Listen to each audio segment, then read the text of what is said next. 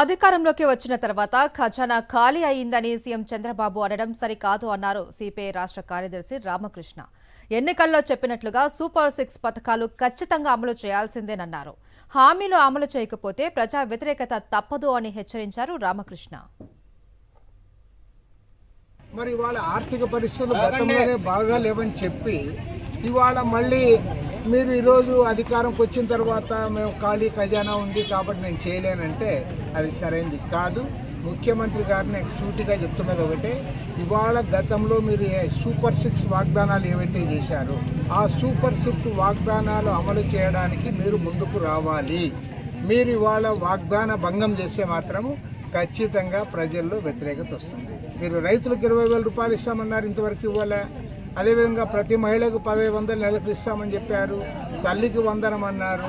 అదేవిధంగా అనేక రకాలైన వాగ్దానాలు చేశారు. మహిళలందరికీ బస్ ఫ్రీగా ఉంటుంది చెప్పారు.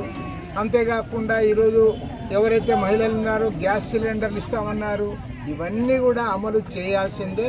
ప్రభుత్వం సూపర్ 6 వాగ్దానాలు అమలు చేసేంత వరకు రాష్ట్ర ప్రజలు ఈ ప్రభుత్వం పైన ఒత్తిడి తెస్తూనే ఉంటారు.